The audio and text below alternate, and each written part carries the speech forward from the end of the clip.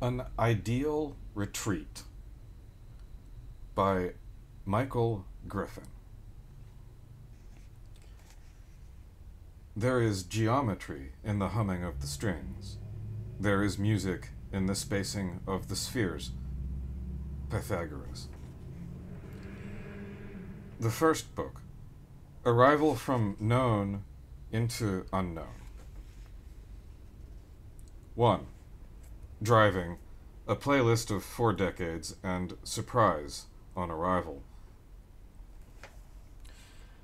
When Noon Raddox agreed to make the drive alone into the remote Central Oregon high desert, she wanted her husband Ian to think that she was just trying to do him a favor. That wasn't her real motivation. It was true that 14 hours a day spent at his office left Ian time for little else, which pretty much ruled out his wasting an entire day driving out to the middle of nowhere. But someone had to make the trip, to check on the old Raddox family getaway, long forgotten by every Raddox except Ian's brother Jonah, who had recently vacated after more than 20 years occupying the place like a squatter.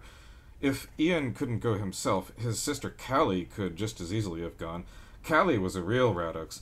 Noon had carried the name half a lifetime since marrying Ian, but that didn't make her truly part of the clan. The real reason Noon agreed to drive 4 hours to visit a little shack she'd probably never see again was a selfish one. She believed that if she could escape the city, the scrutiny of neighbors, the paralyzing claustrophobia of a too-large home, and the sharp pang of uselessness she felt sitting alone while Ian worked 100-hour weeks, if she could find relief for just a single day, maybe the voice inside her head might finally stop. Not that she actually believed somebody was speaking to her. Noon certainly wasn't crazy, not the sort of desperate, unhinged type whose inner voices commanded them to do outwardly strange or violent things. No, the voice she heard was her own. Noon's internal monologue offered a litany of complaints, both broad and detailed, a bitter catalogue of self-recrimination, endless shrill questions, suggestive of a habit of corrosive doubt. Even though she knew the voice was nothing real, she exhausted herself, forever arguing contrary positions. Noon needed a break. The question of who might make this trip actually arrived at the perfect time. The night she decided to go alone, she stayed up late making lists of all she needed to bring. By dawn, most of the entries on her list had been crossed out, and she ended up packing just one small suitcase. Hoping to make the drive enjoyable, she selected a handful of CDs, old college favorites, Billie Holiday and Astrid Gilberto, Joni Mitchell and Kate Bush, one album by each. These women were important to Noon at discrete stages in her earlier life. It seemed funny now, the way youth so clearly divided into these neatly delineated chapters, segments of time marked by teachers, classes, semesters. Later, each epoch was demarcated not by school events, but the arrival and departure of boyfriends. Now that she was married, had been with Ian longer than she'd been alive without him, her life offered no such markers. No classes in school, no beginnings or endings of relationships. Days extended, blurred together, no different from years. So she drove, listening, reflecting on each recording in turn. It occurred to her that each album exemplified not only a specific era in her own life, but also in the world. The albums were released in consecutive decades. Songs for Distingue Lovers in the 1950s, the Astrid Gilberto album in the 60s, The Hissing of the Summer Lawns in the 70s, Hounds of Love in the 80s. Was it still common, Noon wondered, for young people to have a selection of personally important favorites from the 4 decades leading up to their college years? Each album was important at a different stage in her college experience, but this sequence did not correspond to the chronology of when the albums had been created. In fact, the reverse was true. The first to make an impact had been a current release when she'd discovered it. Freshman year, Wilcox dorm. She fell in love with Kate Bush, starting with Hounds of Love. From there, without trying, Noon had delved backward through musical history, exploring decades before her own birth. She supposed that was what it meant to develop taste, uncovering newness among the old, things that had always been wonderful all along but simply not yet known. Now, in her mid-40s, Noon considered herself an 80s girl. One thing that frustrated her about Ian was his stubborn, inexplicable characterization of himself as a 70s boy. Despite a gap of only 4 years, an entire cultural generation forever separated wife from husband, a canyon-wide rift splitting their connection. It didn't really matter. Ian never seemed to consider his own past, at least not that he allowed Noon to see. Lately, the dim, wavering mirage of history obsessed Noon's every moment. Listening to Joni Mitchell for the first time in years, she pictured a vivid scene, a haunted atmosphere, and a delicate, tremulous emotional state, signing up for figure drawing and painting classes, haunting the art supply section in the student store's basement, staying up all night, drinking coffee with amaretto beside an open window as rain misted outside, working charcoal sketches in a ring-bound drawing pad, feeling fragile and painfully solitary, full of bewildering, objectless love and shuddering desire that came on like a sudden knife wound, left her always prone to sudden tears. What became of that girl? The little stack of CDs carried her away from Portland, over Mount Hood's snow-fraught shoulder, then into the heart of Oregon, through native reservation lands, then Bend, the last city of any size in Central Oregon. As she left behind the last illuminated hints and traces of scattered human development, Noon turned off the music and drove in silence. Following directions Ian had given, she turned onto Selwyn Road. The world seemed to break apart into pieces of discrete geometry, to simplify into sharp, stony ridges and fields sparsely dotted with plants and trees which seemed alien. The landscape looked so different from the green rainforest of Portland and the Willamette Valley. The high desert plateau formed a broad shelf at the center of the state, where everything seemed deprived of oxygen and rain. 4 hours from home, with only a map, an address, a ring of keys. She couldn't believe Ian would send her out somewhere so remote like this, all alone. How could he? No, she stopped, felt her face redden at her own dishonesty. Remember, you wanted to come.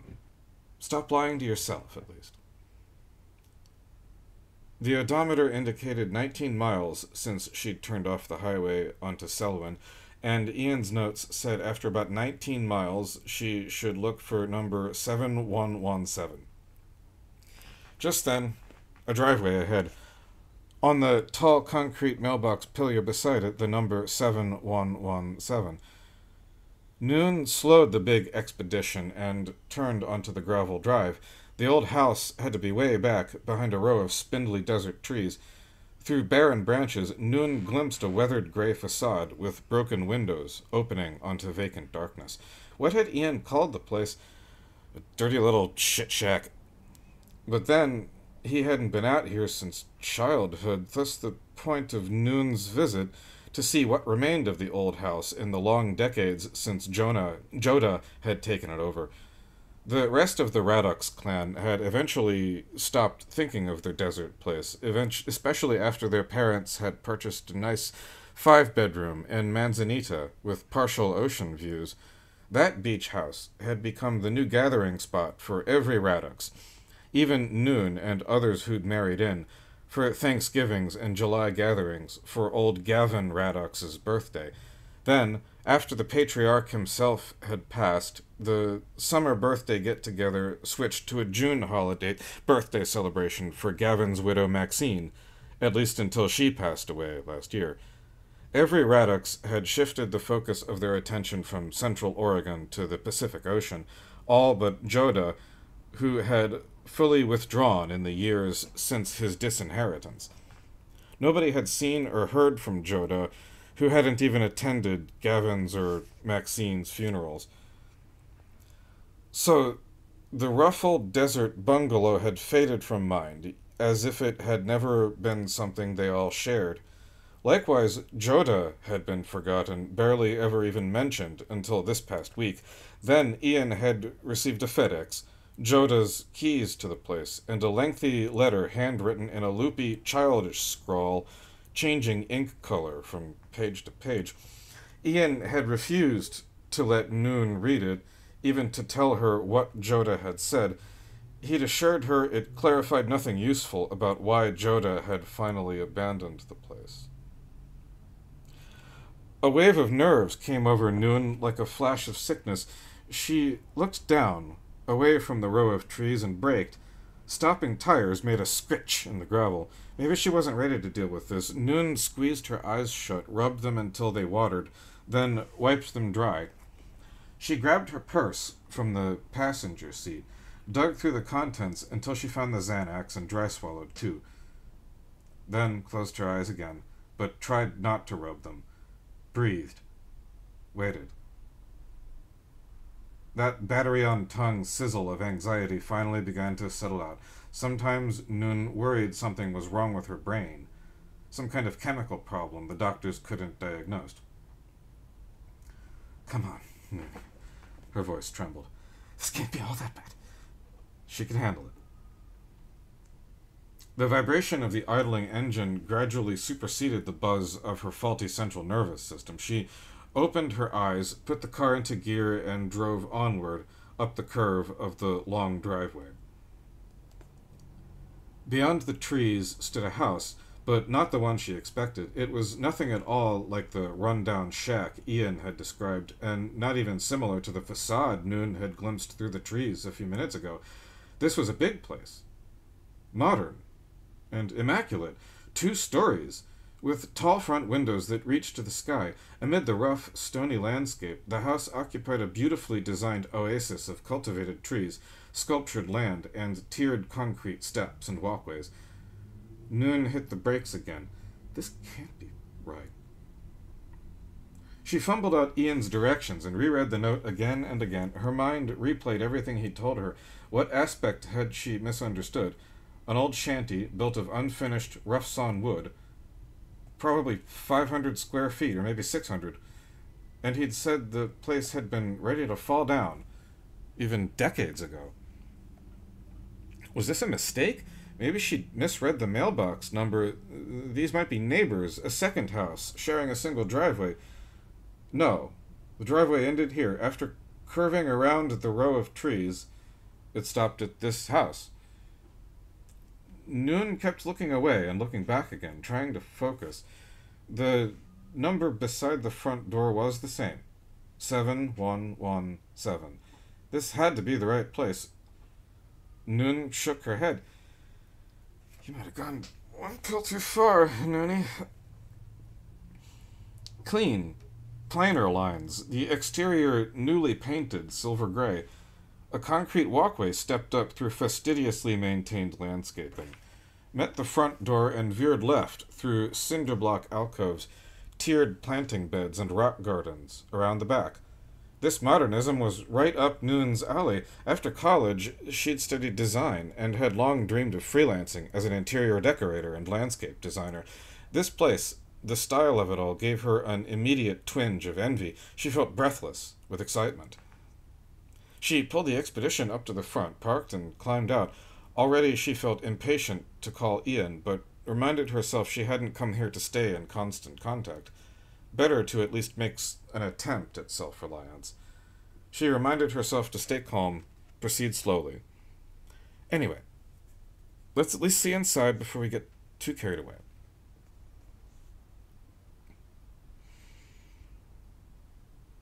Two. Entry. Everything newer and better than expected.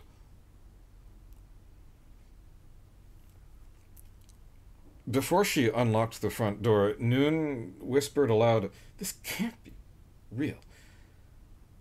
The impression already formed outside of the curb appeal of sky-reaching 2-story windows, incredible tiered landscaping, and the artful arrangement of white concrete walkways had to be an overreaction, a product of fatigue, or maybe the pills she'd popped outside. Hand on the knob, Noon hesitated. Finally, she opened the door, halted, and started inside. The frontmost room was wide open, ceilings vaulted to at least 24 feet. Between the double-height front windows, a natural stone fireplace narrowed to a chimney, crossed horizontally by an elegantly rough black wood beam which served as a mantel on which rested one white candle flanked by a pair of black and white photographs of textural, stony desert landscapes framed in black wood. A modern, Gothic black metal chandelier hung over the center of the room. Noon shook her head. Unbelievable. Everything was even better than she'd guessed outside. Straight ahead, a doorway opened onto the dining area and kitchen. To the right of this door, a hallway led to stairs. Though Noon wasn't ready to venture upstairs quite yet, she guessed that near the top of the stairs must be bedrooms, and that from the upper landing a catwalk bridge cut back to the left, crossing and overlooking the great room. Noon wanted to delve deeper, to see and touch everything all at once, but only made it a few more steps before she found herself stopping, digging for her cell phone. She dialed Ian at his desk, then froze in indecision, wondering if she shouldn't hang up. Hadn't she just decided to take a little while longer, to explore on her own before bringing Ian into it? She stared at the phone, trying to decide, although the line was already ringing. "Ian Raddox," he answered. Too late. "I made it," Noon scrambled mentally, trying to cover so Ian wouldn't guess what she'd been thinking. "Ian, you simply would not believe this place if you saw it." Okay," Ian observed. "So you're saying there's still 4 walls and a roof, at least?" "It's all so beautiful," she guessed. "Everything, Ian. Listen, it's amazing. Seriously." "All right, Noonie, seriously." He exaggerated this last word in mockery of her breathlessness. She couldn't really be surprised at Ian defaulting to skepticism. Still, Noon pressed on, letting his dismissiveness bounce off her. She breezed toward the kitchen. "I really mean it, Ian. He's done lots more than upkeep. This place is big and everything's so new. Zebrawood cabinets, recessed lighting. I saw these bar stools in an ad in Dwell magazine." Ian addressed some muffled aside to someone on his end, then his voice came back, louder again. "All I know, Joda never once left anything better than he found it." She knelt, opened a cabinet, and peeked in. "It's a little smaller than home, but not a lot, and it's so much—" Noon stopped herself, about to say, "so much nicer than our place." That was true, though she decorated their home herself, a 5-year project, no expense spared. "I'm just so impressed, even jealous. And I haven't even been upstairs yet." After a pause, Ian seemed to register what she'd said. "Upstairs? Noonie, don't get her." She always reminded herself that Ian's dismissive attitude wasn't really about her. He was always so busy that everything seemed an unwelcome intrusion. Probably something had just gone wrong at work. He worried so much over every detail of that place. She wished he could just relax a little, let his department managers run things. Ownership was hard, he always said.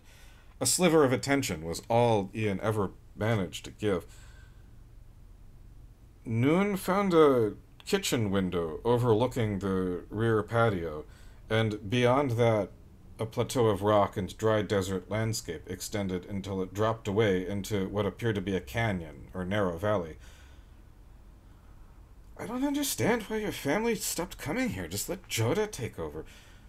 Beside the sink stood a half-dozen unopened bottles of wine, a variety she enjoyed, and 2 clean glasses.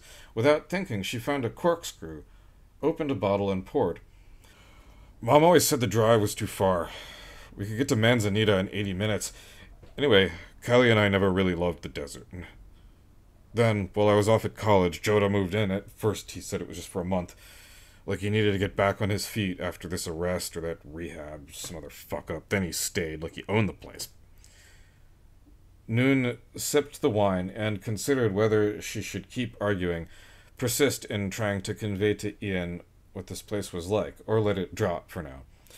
"To be honest," Ian added, I doubted you'd wanted to sleep there. I reserved you a room at this resort in La Pine."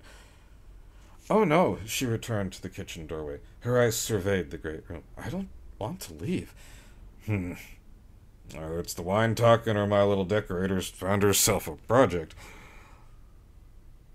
Noon was accustomed to filtering out Ian's remarks about her drinking.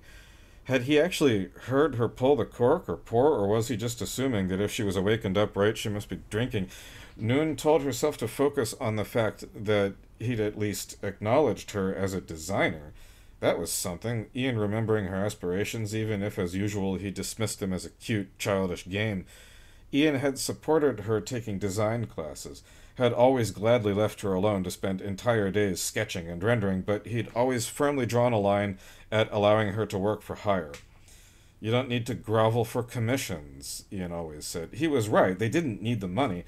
Noon had gradually realized that the downsides to marrying a man like Ian were often related to the benefits, like security. It was a minor sacrifice. They had a good marriage. She wouldn't allow herself to feel ungrateful for what they had. Don't get too carried away making fix-up plans, Ian continued. It's possible Callie and I will just want to sell right away as is before Joda changes his mind. He paused, seemed to start over. So you're serious? The place is in decent shape? Noon almost launched again into another attempt to convey what a beautiful, unusual piece of property this really was, but she didn't want Ian to start calling realtors immediately. Better if he continued thinking the place might be, in fact, need some repairs and cleanup. In fact, though she kept finding herself resentful about Ian failing to come along, this was better. She wanted time to fully explore, so she changed the subject. Anyway, you can cancel that hotel reservation. If you're sure, Ian said, if you don't mind sleeping there. Don't worry. I'll have fun roughing it a little. After Noon hung up, she noticed her phone battery was almost dead. It didn't matter, she wasn't going to need it. There was no reason to keep calling Ian over and over, irritating him when he was busy trying to run his business. This place offered plenty to keep her busy. So many intriguing details of furnishing, decor, and accessories. What made it more exciting was that nothing even remotely corresponded with her preconceptions. Even now, having matched the address on the mailbox and beside the front door, and having unlocked the door with Ian's key, Noon still couldn't believe she was where she meant to be. It seemed impossible. Joda, the do-nothing brother who never had a dime to his name. Noon supposed Maxine might have somehow secretly conveyed money to Joda without Gavin's knowledge or after he'd died. Ian always insisted that the changes Gavin had made to the family trust had been irrevocable. But somehow Joda had managed this, so much expanded, fixed, and reworked, really an astounding level of refinement and polished. Why would Joda do this, then send away the keys and disappear? A property like this, 4,000 square feet, surrounded by at least 4 acres, but probably many times more, such a package had to be worth near $1 million, even so far from the nearest town. This amounted to all Joda had ever possessed or ever would, yet he'd relinquished all claim and run off, without explanation. The more Noon thought about it, the less sense it made.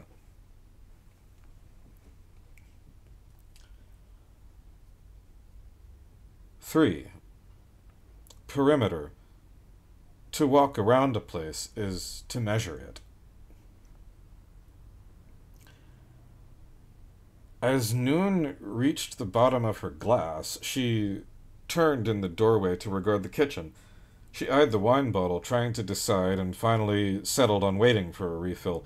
That kind of restraint felt good, though in fact she surprised herself how easy it was to decline the possibility of another glass. On the other hand, the idea that she should be congratulating herself over something like that made her feel a little sick. She didn't like Ian criticizing her for drinking too much, but she was often her own worst critic. Better to forget the wine for a bit. Maybe look around the rest of the house. That sounded fun. Check outside, and walk the perimeter. First, she went out front to her car, grabbed her bag, brought it back to the house, and left it just inside the front door. The automatic reflex of a city resident made her think of locking up, but she told herself it should be fine to leave the house unlocked. She wasn't planning to leave the property. Nobody else would be coming. Out here, Noon was alone, would remain alone. She thought the idea of solitude was appealing, but also a little frightening.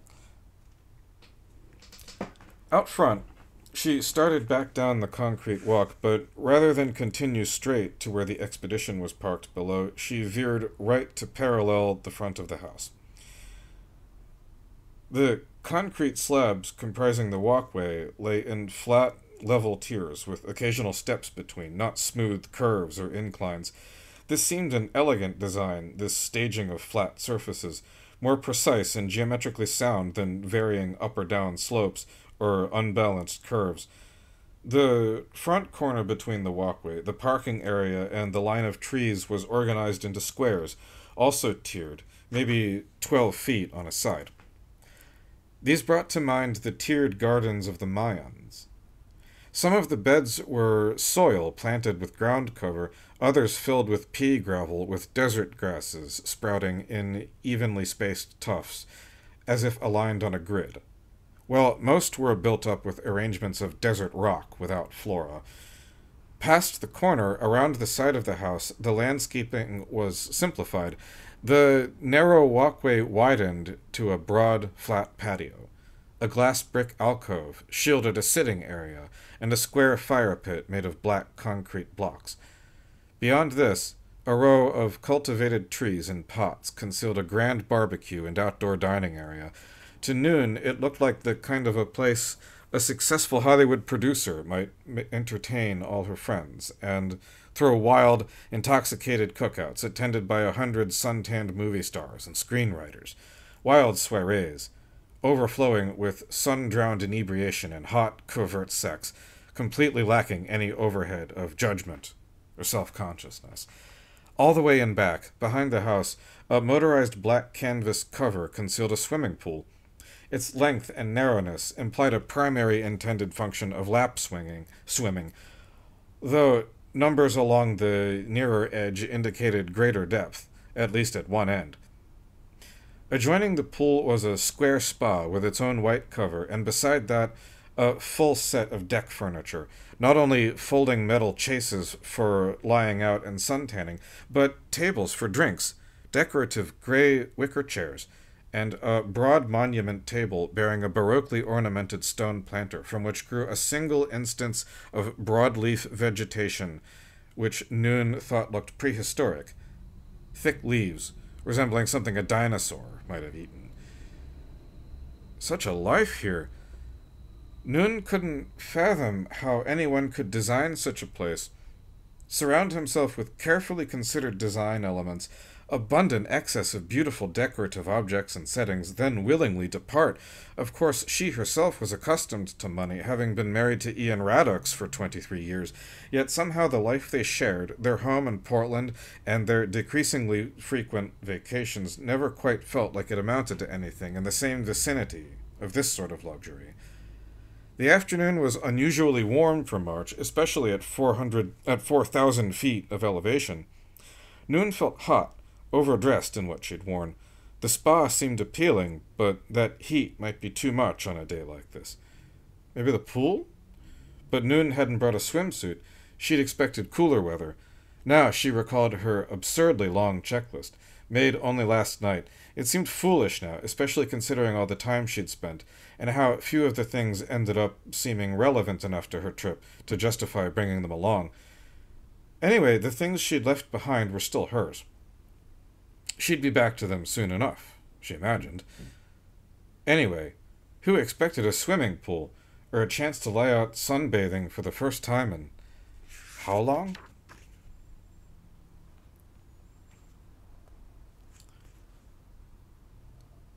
Four. Landscape. Surrounded by sage and stone, backed by canyon. Noon wasn't done exploring. Beyond the rear edge of the patio, designed hardscaping gave way to rough, undesigned rock and dirt. The only identifiable vegetation was sage, which Noon could smell as she ventured out away from the house into the land. A rough gravel pathway cut across the wide field, which she supposed might be considered the house's backyard, bounded at one extreme by a small canyon. The path became less distinct until it was no more than a pattern of weathered scuffs and distantly forgotten footfalls through rough soil, from which the rocks had been dug loose and cleared into small, intermittent piles, like small pyramids. Noon kept to the center, afraid rattlesnakes might lurk just off the path. It wasn't yet summer, but the sun was warm. She imagined snakes and scorpions, slumbering in shade. As she neared the canyon's edge, she slowed, afraid to approach too near in case the wall might crumble and fall away beneath her feet. Noon found the land disappointing, at least compared to the house itself. The only virtue she could discern in this landscape was emptiness, isolation. Of course, any yard ending in a cliff possessed a sort of drama, didn't it? Noon supposed so. Already her interest was running out. Even standing back, away from the drop-off, she was able to see up and down the canyon.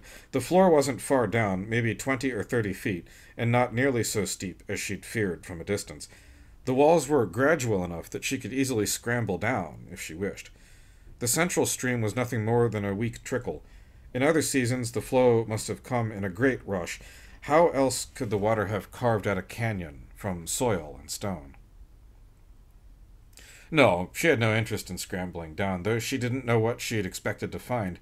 This rough, barren land was comparatively dull. What interested her remained behind, in the house itself, and the designed landscaping immediately surrounding it. Noon wanted to return, thirsted to uncover the next amazing thing. Standing out here felt exhausting. Maybe it was the heat, but she much preferred the idea of exploring inside. Interiors were more her thing. She turned back, for some reason no longer afraid of whatever might be lurking beneath rocks. Nothing had revealed itself, so she supposed whatever she'd imagined had never really existed in the first place. She walked back without concern, thinking ahead. The outdoors seemed not exotic, merely dull, vacant, and dry. The house called out to her even at this distance. The soothing whisper carried so many implications.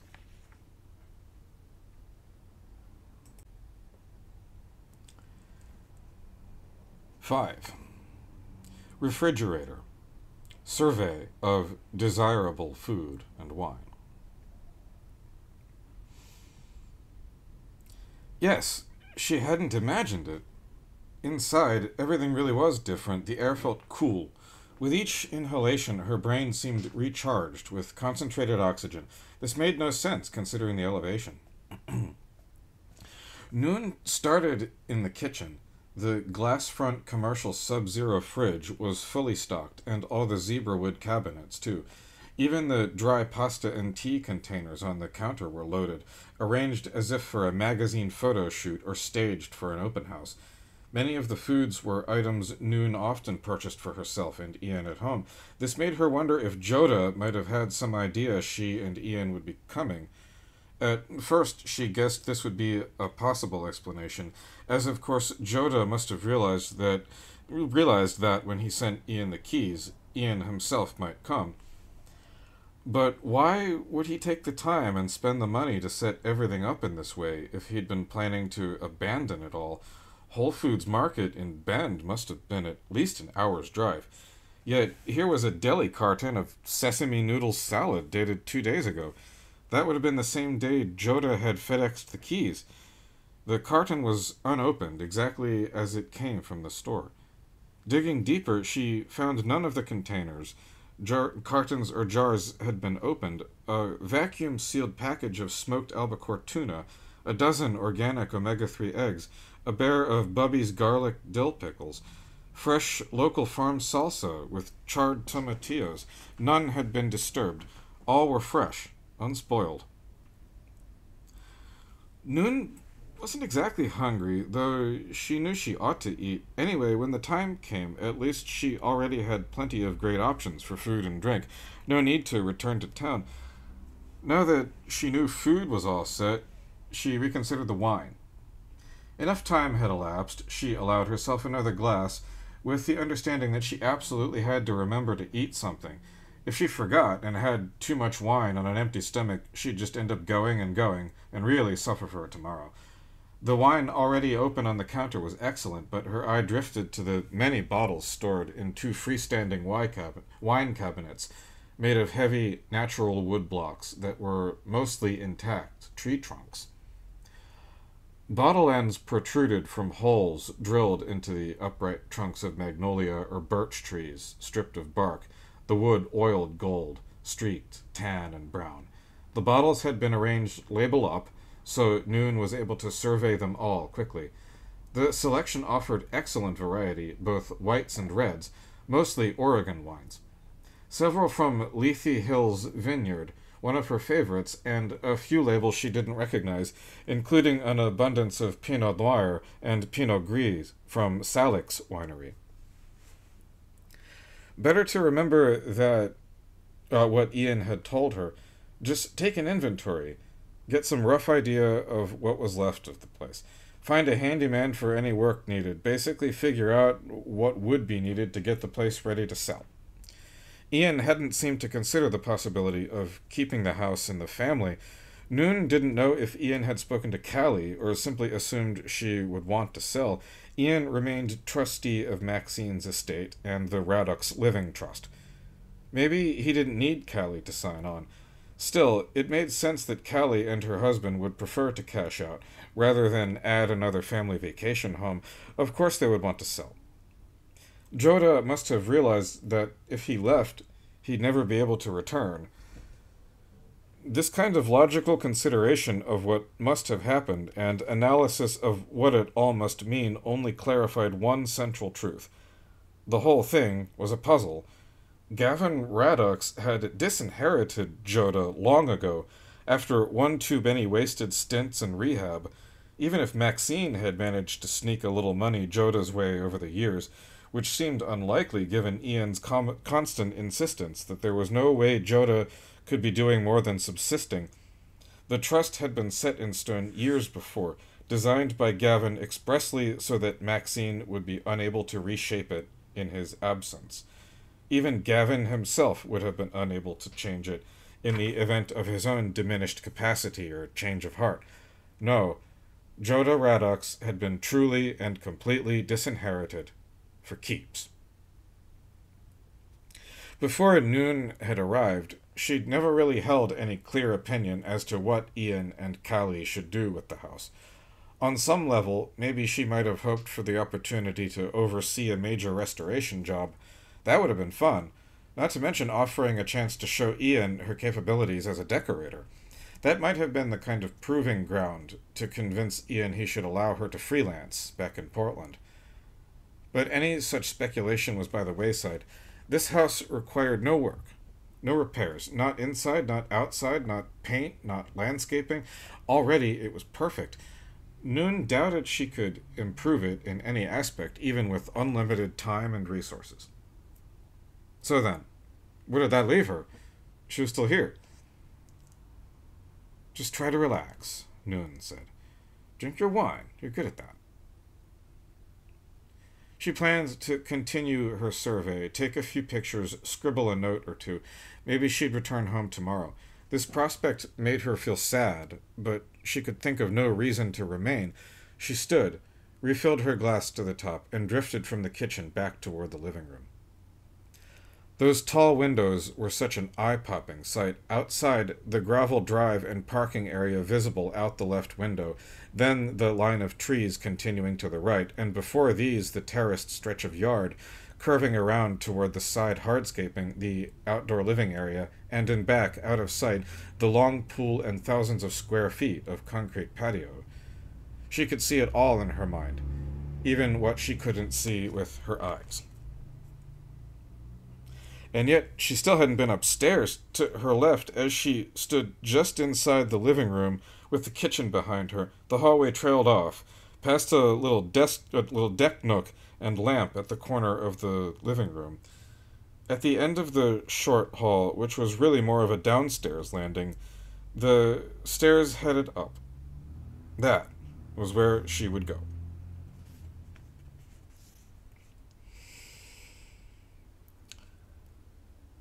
Six.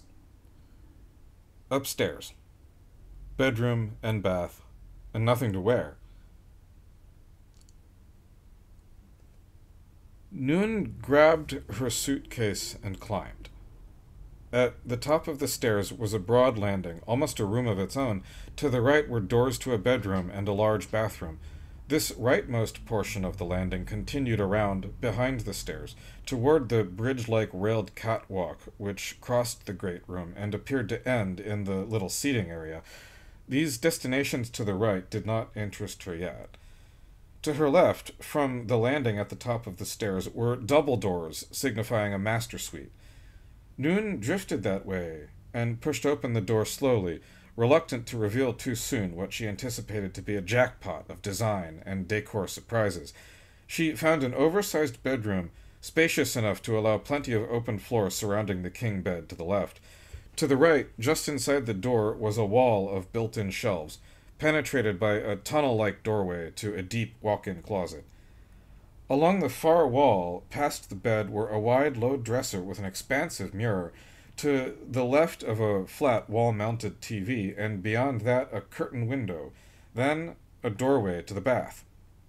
She peeked into the closet and found a space almost as large as the main room, lined by an uncountable number of open shelves. It was like the wardrobe of a spoiled king or queen, but entirely empty.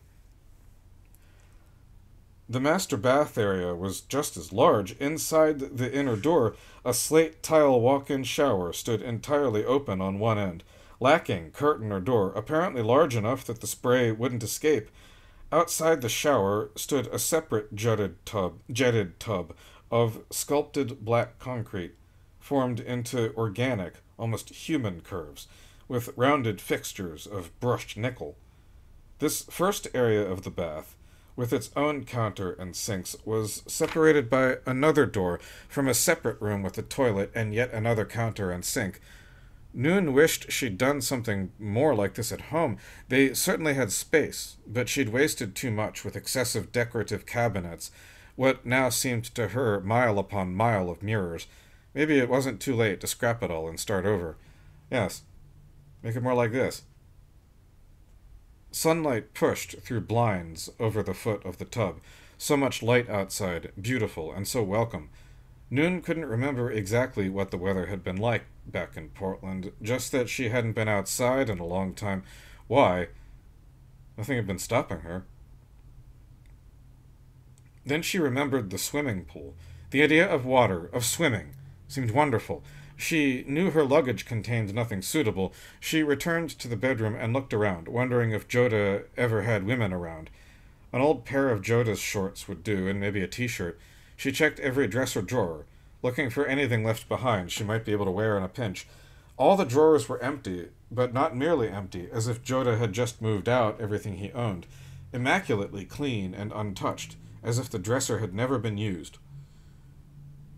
Noon allowed herself to consider going without. Why not? Nobody was around. Nobody would see. It wasn't the kind of thing she would normally do, not at all, certainly not within city limits with neighbors on all sides. But out here, why the hell not? Ian wasn't here to watch, to scrutinize with that neutral face of his angled, regarding her with his left eye only, his right eye hidden in profile.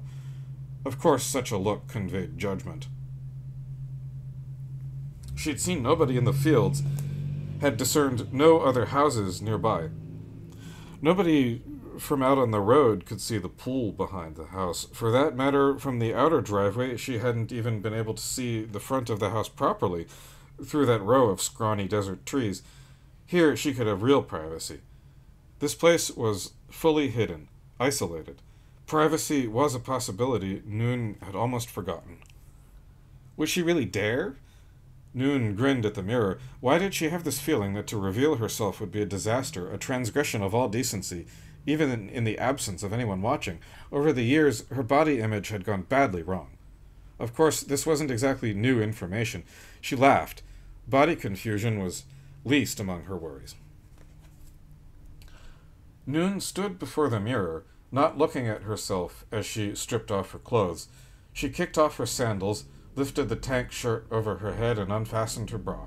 She unbuckled her belt, slid it free of the loops, unzipped the khaki capris and let them drop, then paused a moment. Maybe it was time to look. She had to look.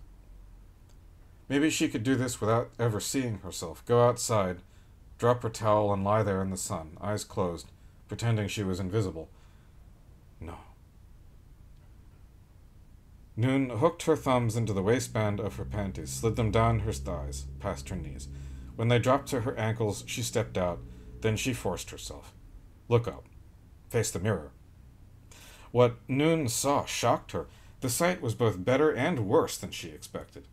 She wasn't fat or wrinkled or misshapen. In fact, the overall outline and contours of her body surprised her, only because it was also familiar, so much like it had always been before, the way she remembered. This much came as such relief that her fears of how dramatically time must have transformed her turned out to be so bewilderingly inaccurate. The one aspect that surprised her for the worse, the thing she had never expected, let alone feared, was how terribly white her skin appeared. So pale, almost inhuman, like the belly of a fish, bluish white. What was wrong with her? Was she dying? Maybe she was already dead. Something must have gone wrong with her skin, at least, if not the meat and bone of her. She had always assumed so many things must have gone terribly wrong, had tried to avert her eyes and forget them all, under the influence of wine and pills and sleep. How much time had passed since Noon had seen herself in daylight? So long she couldn't remember. As much relief as she felt to find herself still woman-shaped, in fact looking better than she could have hoped, her color was that much worse, but the news wasn't bad at all, especially for her age. She smiled, sneaking another look through the fingers of a hand covering her eyes.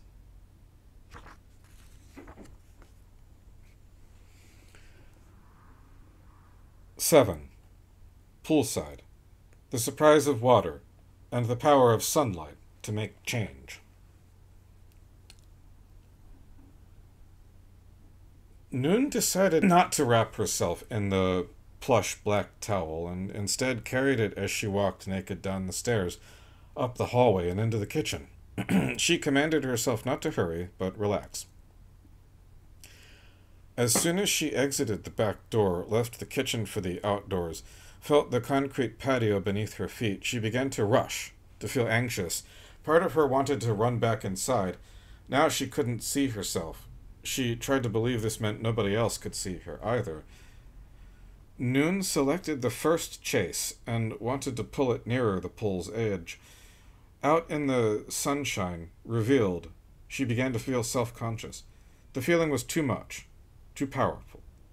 Rather than move the chase, she spread the towel, then took 3 steps toward the pool and dove.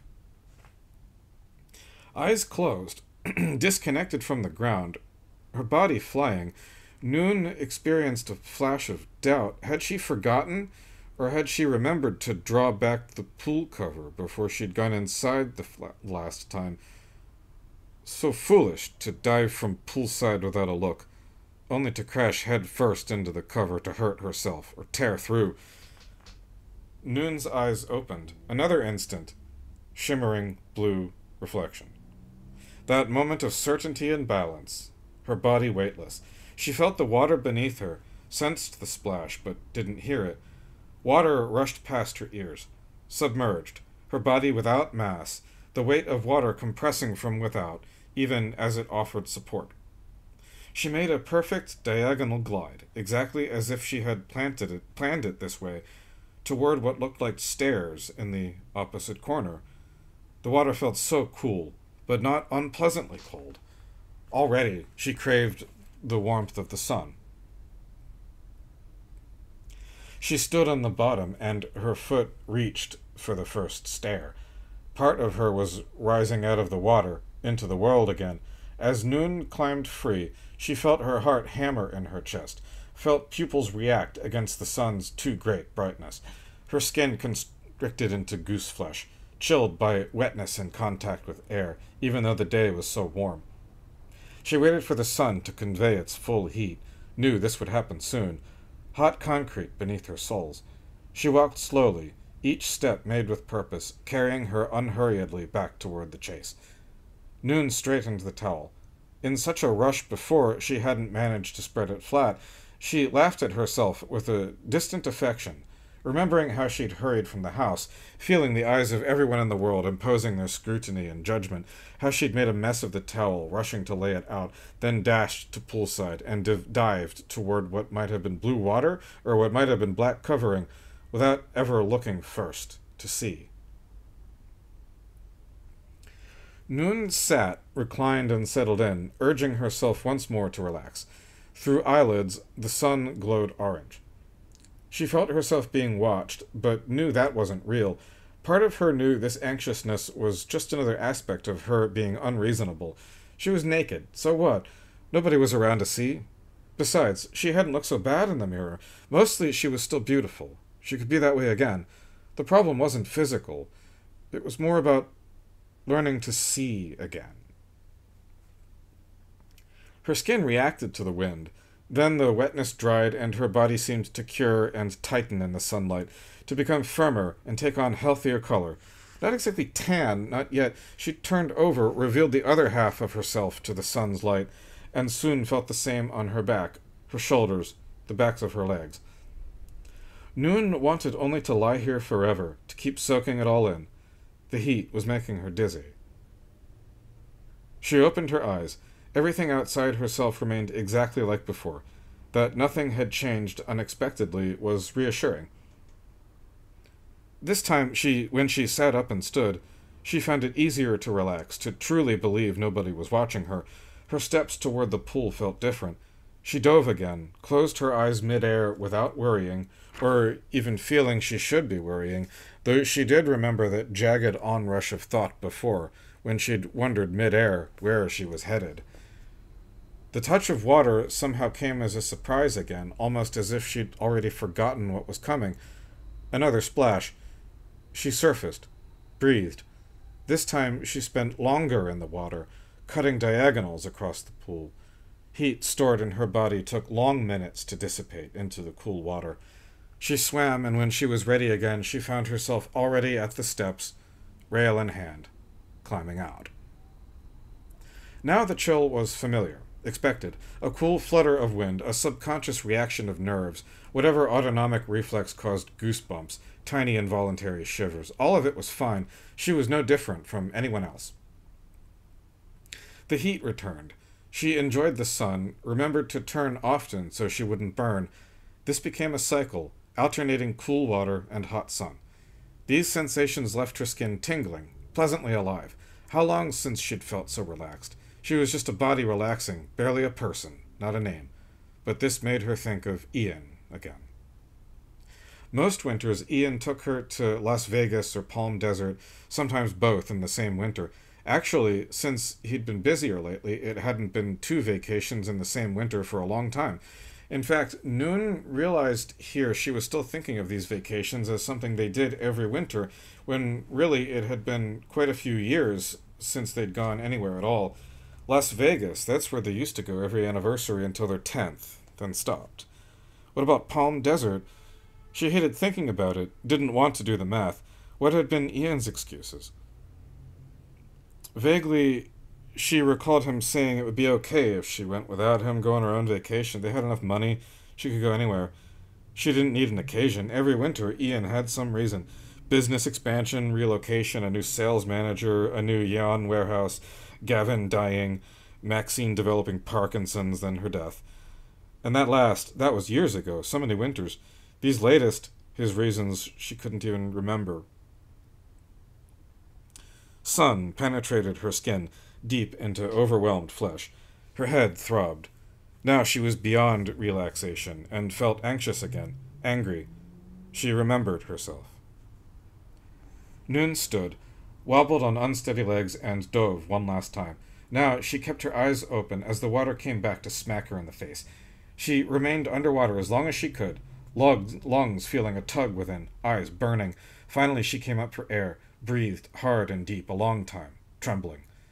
This was enough. She was done swimming. Noon climbed out, stood teetering right at the edge, dripping onto the porous concrete, feeling it burn the bottoms of her feet, but refusing to move. She found herself startled by the outline of her shadow. The shape was something she barely recognized. Once she realized what it was, and convinced herself that it was actually connected to her, she began to study its contours. Sunlight seemed to have firmed all her softness and slack. She held up one arm, turned it over, and examined both sides as she might study a cut of steak at the butcher, looking for the right color, a desirable balance of marbling and lean. Yes, she did approve of what she saw. Now she felt no need to hurry, no urgency to cover up. She walked, picked up the towel from the chase, but did not wrap herself. Nude and dripping, she walked inside, through the kitchen. Noon thrilled at a sense of mischief and secret. What would Ian say if he knew?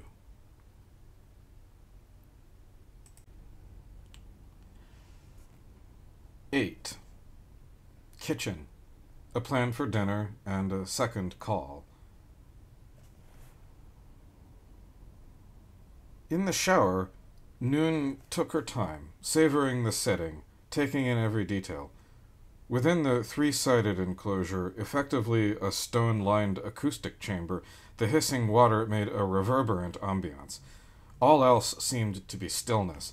She felt entirely apart from her past, unaffected by anyone outside herself. Her thoughts were safe. After a long time, she shut off the water, stepped out, and stood in front of the bathroom mirror. Dissipating steam allowed her to fade into view slowly, a materializing ghost. First a vague outline, a hint of person shape, then a few details. A woman's figure, hips and breasts, her face rich with color, framed by wet dark hair. The pink flush and hint of tan made her look younger, as if infused with life by excess of light, water, and steam. More than 20 years of marriage. She'd missed this body, this girl, this woman, this self. She couldn't remember the last time she'd been comfortable, naked in the daylight. Probably college. Noon went to the corner window beside the sink and pulled up the blinds. An expanse of unimproved desert stretched toward the canyon. Out there, amid clumps of wild sage, in the shadow of a gnarled, weather-bleached tree, she saw movement. A shape like a person. Somebody watched from a distance, not far from the path where she'd walked before. She'd seen nobody then. Was it possible someone had approached after noticing her splashing, then walking around naked? How did that make her feel after lying there, vulnerable and oblivious, only to dive unhurried into the pool and climb back out again, never knowing someone might have been crouched nearby, trying to get a look at her? But she had known that it was possible, at least. She squinted, trying to see clearly through the screen. Nobody was there. Maybe it was just something she'd like to believe, that somebody might hide behind rocks, crouch behind sagebrush, covertly watching her. The fear this possibility caused to rise in her was overwhelmed by even greater excitement. Something tightened in her, a sexual clenching, a rush of blood and tightening of internal muscles. Some other version of Noon wanted to lower the blinds and walk away. What she wanted, this Noon, was to stand before the window to display herself plainly as she was. And if there in fact were someone there, if he stood to reveal himself, she would walk outside. She would find him. Nobody was out there. Nobody watched. She was alone. Noon closed the blinds and went into the bedroom. In her bag, she found fresh underpants, selected jeans instead of the capris, a clean tank blouse like the one before but red instead of black. She regarded herself in the bedroom mirror, this one transparent and clear of mist. "Hello, Noon." She used a voice, but wasn't sure whose. She didn't look old, really, maybe a little older than before. That was true of everyone, but she hadn't aged badly at all, and she wasn't crazy, wasn't sick. Definitely she wasn't someone who deserved to be alone all the time. Something remained still alive inside her, still growing, pulsing. She had plenty of life left. Plenty of blood.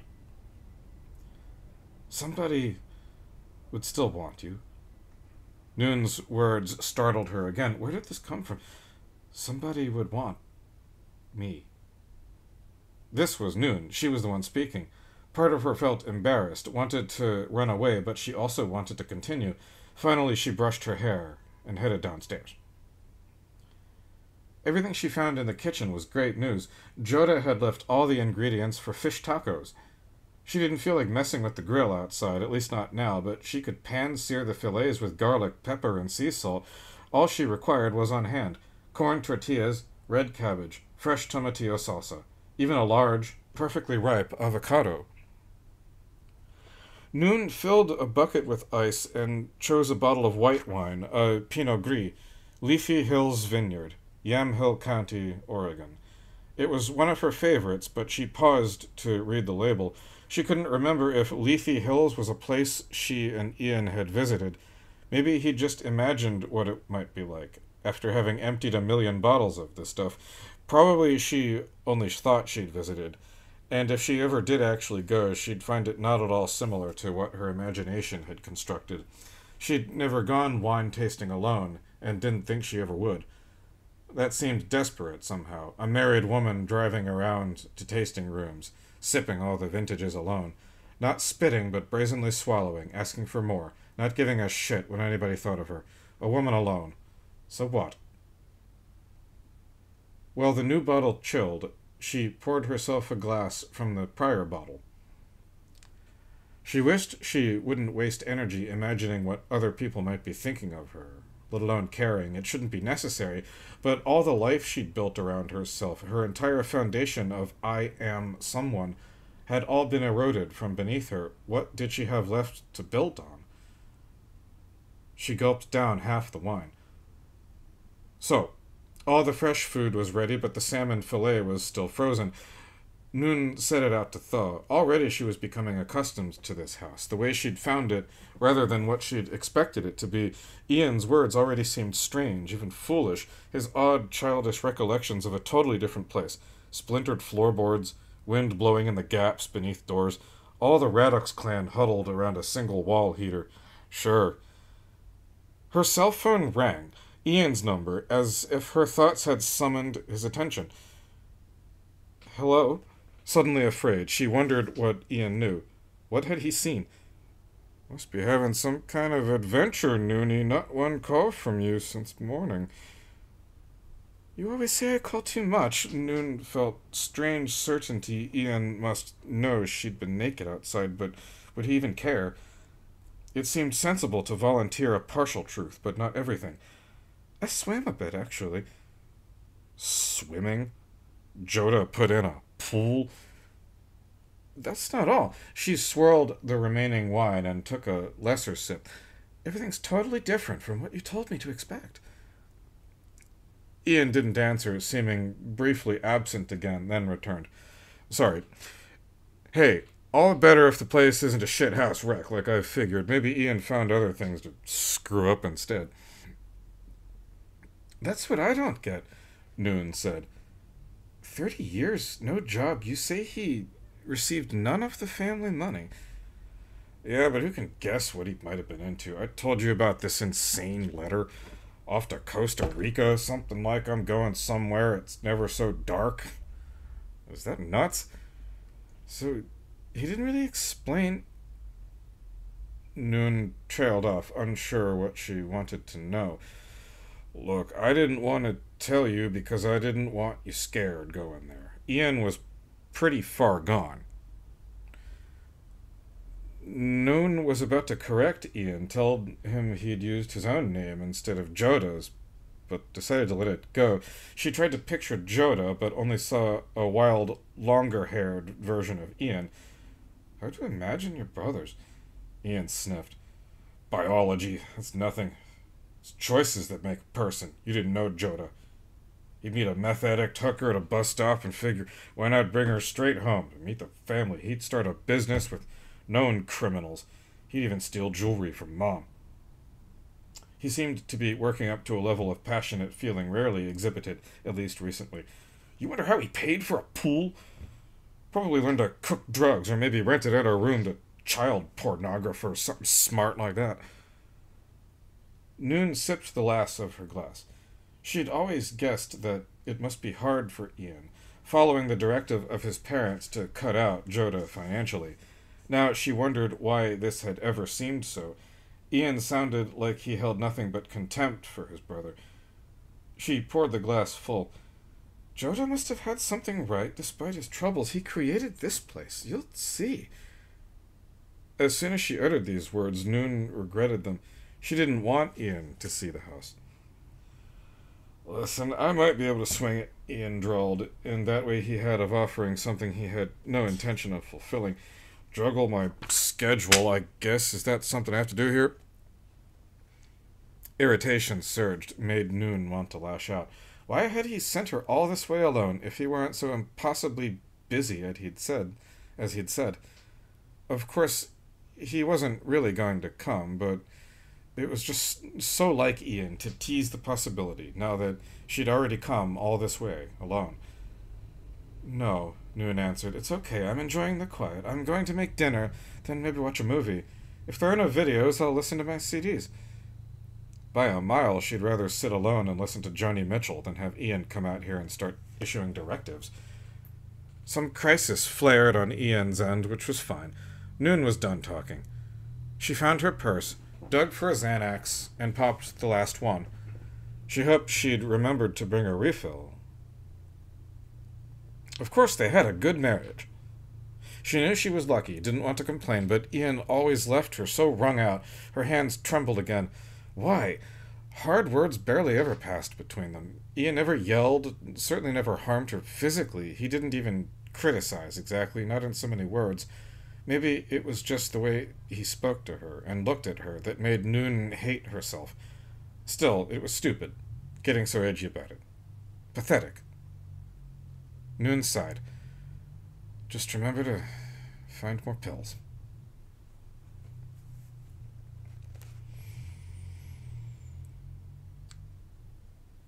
9. Catwalk. Overseeing below, and stereo without music. Now that she'd thought of it, music sounded like a good idea. Listening to those CDs in the car had probably been what nudged her into this mindset, feeling all rebellious and independent. Certainly this house was a pleasant surprise at the end of a long drive. But the truth was, her outlook had improved the moment she'd driven out of Portland. To the accompaniment of Billie Holiday, she needed to take her pleasures where she found them, especially the healthy ones. Of course she leaned too heavily on wine. Noon wasn't in denial about that, really. A drink helped her reimagine herself, transported to a different place. A new woman living an entirely reinvented life, like rebirth. At least in that sense, wine was pretty much the best thing in the world, but it did take a toll. Every boost she gained from catching a mellow buzz only made the black cloud thicker afterward. Today she was starting to see there were other things, other pleasures, maybe things she'd forgotten. She went out to the great room and looked around. One thing she didn't recall having seen in the house was a stereo that would play CDs, but she still hadn't checked the second bedroom upstairs or the area at the end of the catwalk bridge. She went upstairs, checked the second bedroom, which was very nice. Maybe the most plush and spacious guest room she'd ever seen, but contained nothing she couldn't find elsewhere. She returned to the landing, ventured out onto the catwalk, and paused to overlook the guest room. Not only was the room still amazing when seen from above, it created an entirely different impression. The shape of the room, the layout of the L-shaped sofa and 2 gray lounge chairs, even the patterned carpet beneath the coffee table, the view out the front windows was entirely new as well. Noon continued along the bridge to the sitting area, an open perch with bookshelves and lounge chairs and a low table, almost like a small second living room. On the shelf was a stereo receiver and CD player, and a pair of bookshelf speakers. The electronics turned on, their displays lit up and appeared functional, but Noon found no CDs to play. She pressed the receiver input buttons, switched to CD, heard nothing. AUX, nothing. FM, silence. Noon thought she should go down to the car right now, fetch her own CDs, and listen to those. Somehow this seemed too much, an intimidating, even impossible distance. To venture outside now felt like a really bad idea. The car was just down the stairs, out the front door, and down a bit of concrete walkway. What could possibly be out there? Nothing. It was stupid. Noon hated the way her imagination got all crazy. First seeing a man hiding in the desert, watching her from below, trying to convince herself he must have been spying on her beside the pool. There never had been any man. Nobody was anywhere nearby. There was nothing to be afraid of. In the morning, she could go out to the car, or maybe tonight after she had something to eat, if she still felt like it. For now, she switched the receiver to AM radio and swept the dial. The static, a high whoosh, responded to tuning. The sound deepened, became a roar, a growl. She scanned slowly, changed frequencies, and listened to the resulting change in what came through the speakers. Noon wondered if this was how Ian had used the stereo, with no CDs to play. She caught herself. She meant Joda, not Ian. Funny, though, how imagining Joda was not really any different from thinking about Ian. One thing she didn't like about the house, now that she thought about it, was all the silence. Soon she'd have to go downstairs again. She really was hungry, needed dinner, more wine, but first something to eat. She preferred not to be down there when everything was so quiet like this, especially once it was all dark. The present silence, and the idea of night coming later, reminded her how truly alone she was. Sometimes solitude didn't bother her for a while, but her mind always drifted back to thinking about it again. All the frequencies across the dial hid their own interesting sounds, waiting to be revealed. Some scratchy and harsh, others like animal roars or wind, the rest pure white noise. Who could tell if the change in the sound had something to do with the frequency itself, or if she was simply hearing subtle interference from distant radio stations at the right locations on the dial? Near the top, around 1600, came a particular sound that reminded Noon of two voices harmonizing together. The voices weren't pretty, weren't even exactly singing, more like a rising and falling moan, one voice following the other. Of all the frequencies, the different atmospheres shifting, this was by far her favorite. She imagined a man and woman together, a scene almost carnal, not fucking, not like a scene in pornography, just naked bodies lying together, almost motionless. The slowness of their movements reflected in the gradually oscillating sounds of their cries. Usually, Noon didn't let herself think about how much time had passed since the last time she'd had sex. Now she wondered.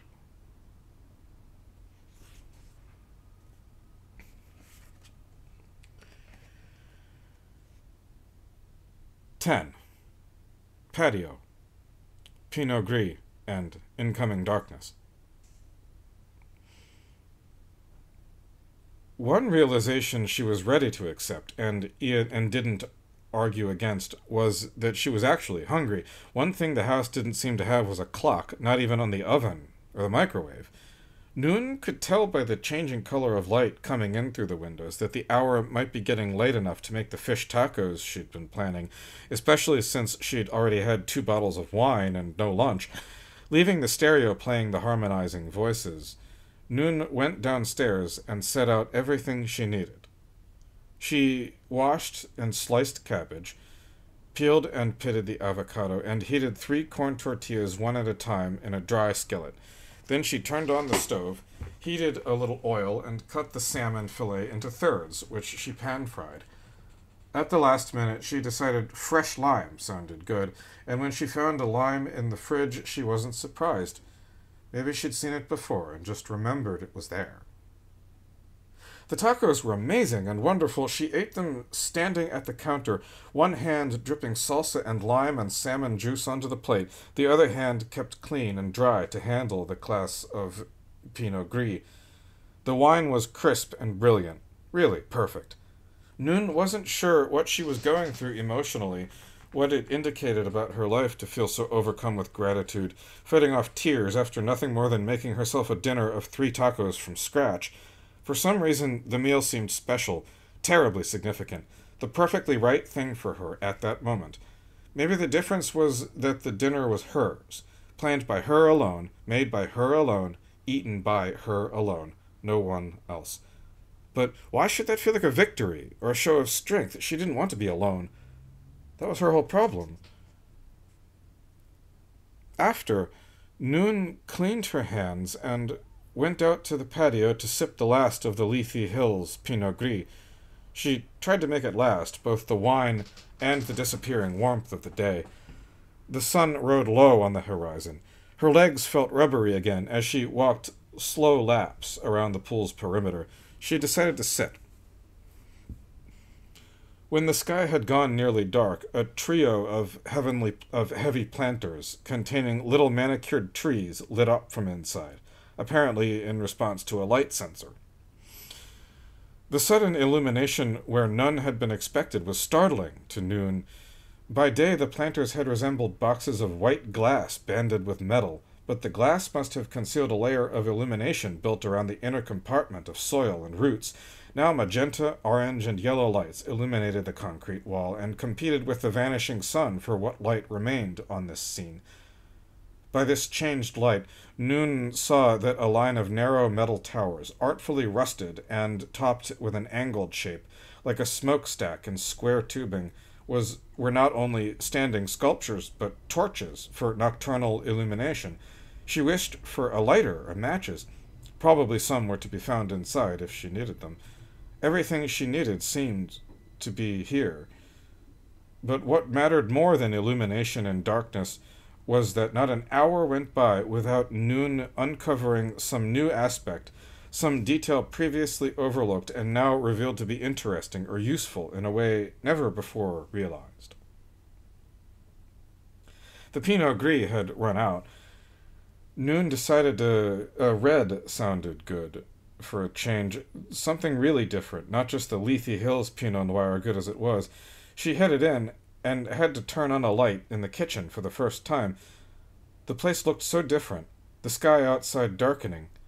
Previously unknown lights provided the only illumination, inside and out. She knelt before the two wine cabinets, which resembled still-living trees, with the necks of wine bottles barely protruding from smooth, glossy trunks. She selected an unknown wine, which had caught her attention earlier, an enticing Australian Malbec. Noon felt pleasure in having dug a little deeper. She was ready to uncork the bottle, but decided to set it aside to breathe until she'd started running herself a bath. The jetted tub upstairs was large, and it would take a long time to fill. She ran upstairs, stopped the drain, and started the hot water. As she hurried back downstairs, she caught herself smiling again. Noon felt fortunate, almost happy.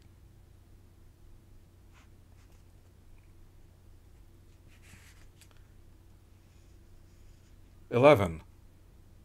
Hallway. Red wine. Footprints. And a locked door.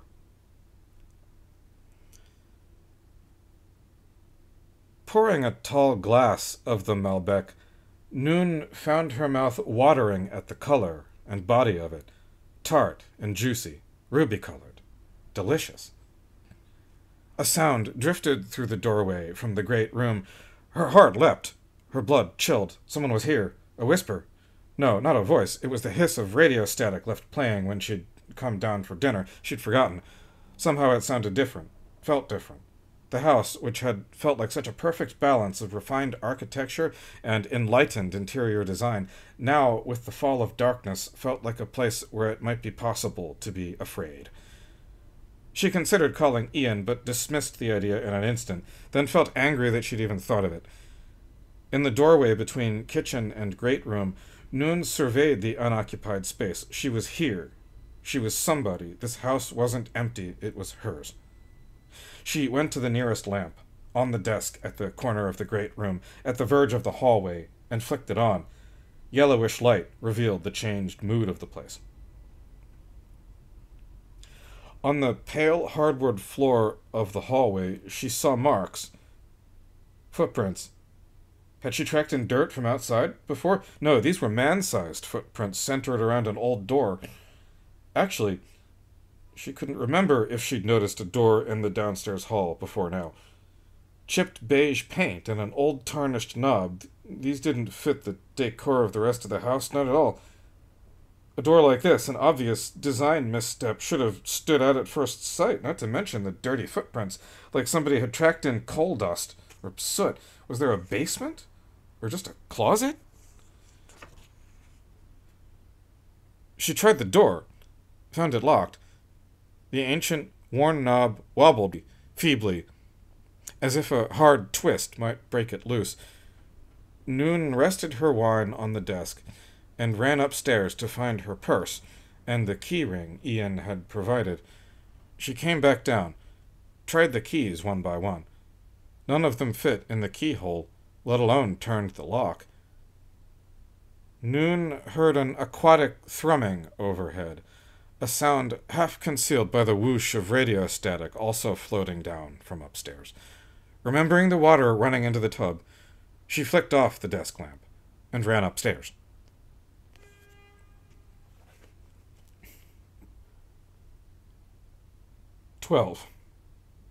Bathtub.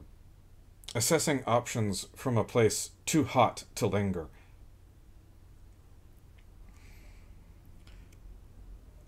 On her way up, Noon envisioned water gushing over the rim of the tub, but she arrived in time. The water had risen to a perfect level, 2 inches from the rim. The placid surface emanated steam, and water beneath it swirled almost imperceptibly. As she removed her clothes, Noon was aware that the process had become easier this time, her reflexive internal conflict now comparatively subdued. As she stepped into the water, she imagined her body capable of penetrating the surface without disturbing its inner stillness. Either she had found some greater dexterity, a new ability to slip in without disruption, or else in her fatigue and intoxication she had become less aware, blithely unconcerned with the unavoidable ripples that must radiate outward from the trajectory of her arc across the world. Submerged up to her chin, feeling the water's density and power imposed upon her until she was almost overwhelmed by its smothering heat, she remained, waiting for her mind to slow. Still, her nerves remained tense, at the ready. She leaned back, seeking consciously to relax her muscles, but moved too abruptly. The back of her skull struck in the rim of the tub behind her with a crack. Warmth. Stillness. Here, nothing could disturb. Nothing could touch her at all. Whatever encyclopedia of unresolved issues and compromises had diminished her life back home, here in this new unknown, submerged within the biting hot protection of the water, she remained beyond harm, unassailable. She admired the stone tile of the shower across from her, its wide, dark opening, seeming like the entry to a black-walled echo chamber. The rain-shadow showerhead gave forth a perfectly ordered and uniform drizzle of steaming raindrops. Noon had always wanted one of those. She remembered staring at an ad in Modern Home magazine just yesterday or the day before, thinking it would be the perfect showerhead for the master bath at home, if only their enclosure weren't so narrow. To make any changes at home, so many proportions would have to be shifted. Why couldn't her mind remain quiet for any duration? Problems always remained, questions percolating under the surface. The dark footprints in the downstairs hallway, that was a perfect example. How could she have failed to notice them before, walking back and forth numerous times over that very spot? Again, she thought of the man outside. It had to be a man watching from a half-concealed crouch. Hadn't she seen him? No, she trusted her eyesight. She had looked closely, concentrated, trying to focus. There had never been any man. Yet this kept bothering her. How was it possible to disprove a concept in memory, to be sure that no threat had ever existed, briefly glimpsed out a window, through a screen, hours before? Probably she hadn't looked closely enough. Now she could never be sure what was out in the field. After a while, the too brief respite of relaxed subsidence gave way to twitching anxiety. This was always the way. Noon could never understand how it was possible to become more tense, soaking in a hot bath after Xanax and numerous glasses of wine. Hell, numerous bottles.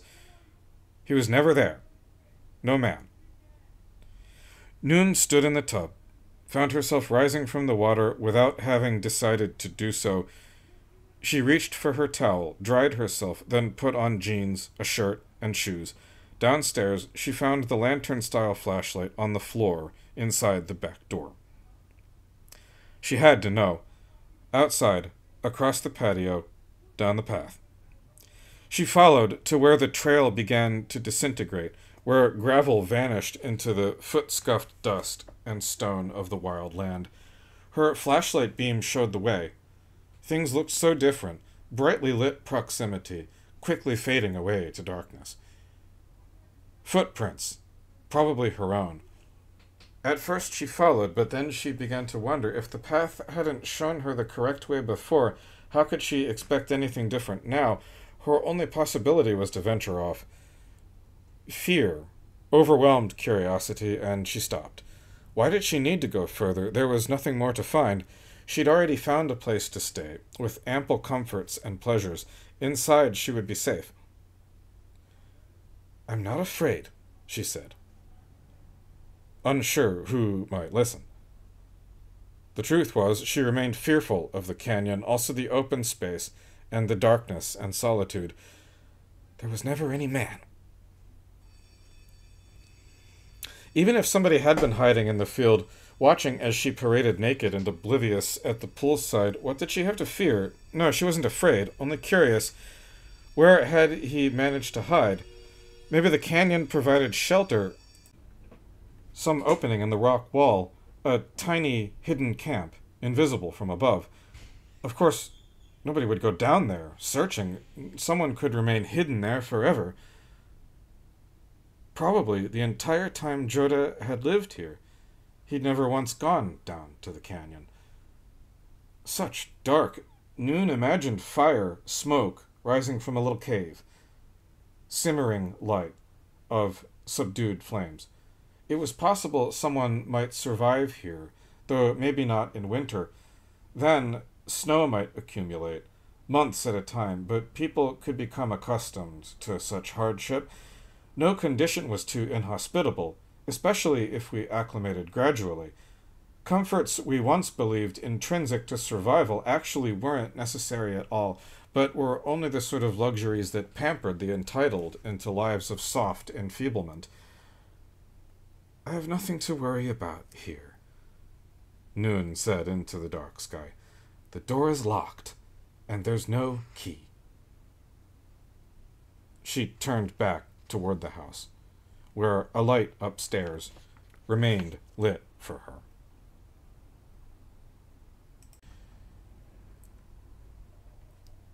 "13. Television. The only story is already old and broken."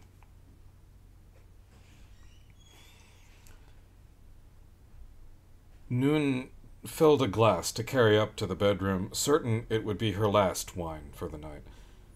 By the time she reached the top of the stairs, she wondered what she'd been thinking, going outside alone after dark in the middle of nowhere. Too much sun earlier, maybe that was it. Though if she were honest with herself, something lately she'd really been trying to do, the problem seemed more likely connected to excessive pills and wine. Everything she'd been through today, and all she'd consumed, topped off with a lengthy soak in a bath so hot it had left her boneless and dizzy. She snatched up the TV remote from the dresser top and flopped onto the bed, careful not to spill. Lying back and still holding the wine, she undressed one-handed, first slipping down her pants a little at a time, then pulling up her tank shirt, switching the wine hand to hand so she could lift her top overhead. Slowly, as if surrendering to an impulse long resisted, she fully reclined on top of the covers, wearing only panties, legs sprawled, each bare foot pointing at one corner of the bed. She propped herself up on one elbow and thumbed the power button on the remote. The big wall-mounted flat screen came alive, screen turning from black to blue. No cable box or satellite dish control was visible in the room, and the only remote to be found was this one for the TV. Not even a DVD or Blu-ray player was apparent. Imagining there mustn't be anything available to watch after all, Noon was ready to give up when the blue screen flickered to dim, grainy black and gray. At first, she thought it was only static, the kind of snow old-fashioned televisions made when tuned to dead channels. But the picture moved. She blinked, and figures clarified. Characters in motion, some kind of story. A bearded, long-haired priest in full robes led a slow procession down the aisle of a candlelit church. The man's features were deeply creased with marks like black painted lines. Walls and ceiling were heavy with thick, sculpted ornaments whose convoluted shapes cast baroque shadows. From within his robe, the priest produced a heavy sword. He turned to face the others, which the camera eye revealed to be a row of nuns. They regarded the priest with cautious expectation. The priest raised the sword. The blade flashed reflected candlelight, powerful enough to blind the others. The first nun stepped forward, squinting, eyes averted. The other nuns followed in a line. The priest rushed to meet them, swinging his sword in wild, violent arcs. The blade cut away the garments of the nuns, who did not resist but seemed bewildered, unable to fathom what was happening. The priest stopped. All the nuns, confused but unharmed, were left nude but for their head coverings. At the edges of the screen lurked blurry shapes, vaguely human, moving closer now that the priest had stopped his sword. These shapes were like men only in outline, their faces churning in the discord of peripheral darkness. All appeared the same, interchangeable. The priest offered his sword to the foremost nun, the first who had dared to come forward. She accepted his sword, then took his place leading the procession out of the church. The priest fell in among the nuns who followed, and after them, last in line, came the faceless shapes. Outside, they approached a circus, marching in the opposite direction down the moonlit village street. Once all members of the circus had passed, they turned, reversed direction, and fell in behind the church's procession.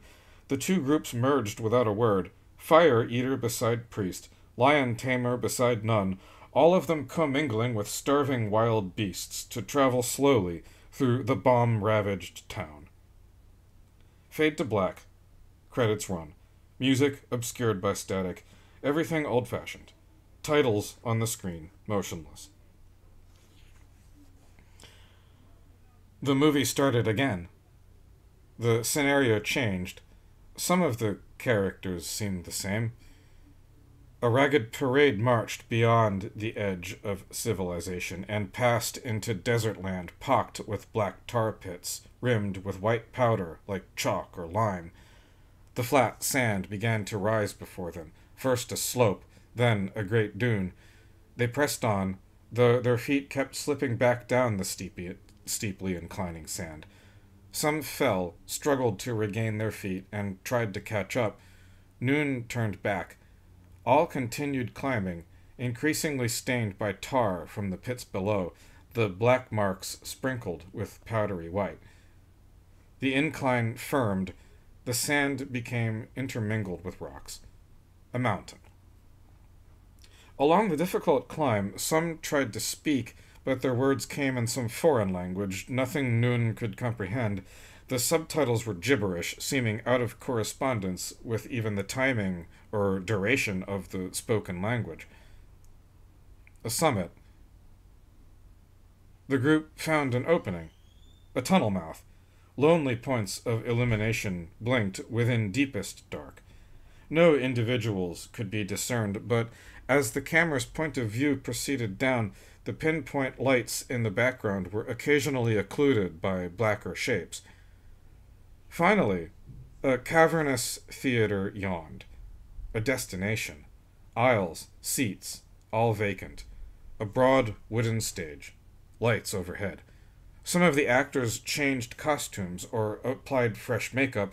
Others took seats, forming an audience. The camera panned across a mirror in a grand theater lobby to reveal the reflected scene from an opposite angle, though the camera itself passed fully in front of the entire length of the broad mirror, and in the reverse shot all of the room stood revealed. The camera itself was never seen. No reflection of filmmakers or crew ever appeared. They and their camera passed, without notice. The screen displayed a printed play card fastened to the wall outside a door. The card stated the name of the party within the closed chamber. This name was a code word for admittance, but remained illegible, something seeming to wobble, dimly lit and out of focus. The stage. Dark marionettes pranced around white nude statues, both female and male. The statues were in motion, not statues after all, but their movements were slow, barely enough to prove they were living beings, not inert or dead. So dizzy. Noon imagined sleep, but the idea repelled her. Maybe this was already a dream. The room darkened, a switch thrown. But which room? Out of blackness, the screen flared and strobed as the lighting operator tried to keep everyone awake. From loudspeakers issued subliminal hiss, voices lost amid static, somebody trying to convey an encoded message. A man and woman in surrealist masks stood alone in a library, browsing books. The shelves were empty, all the books stacked on the floor in tall piles or heaped on tabletops. The man demonstrated to the woman an open page, an offering of words. Her face creased and froze. Conversation resumed, the language altered yet still untranslatable. The underlying hissing cracked and burst into fury. The soundtrack gave way to spiral death chatter. The actress froze, indecisive. The actor removed his mask, turned to directly regard the camera. He looked at Noon. At first she believed the actor was her husband, Ian, but under the hot, intense lighting, his face appeared rougher, more careworn, deeply lined with age and worry. She'd never seen Joda before. Was this him? The Melbeck tingled, hot in her gut, the acid dangerous. Vines grew wild throughout the room, threatened to overrun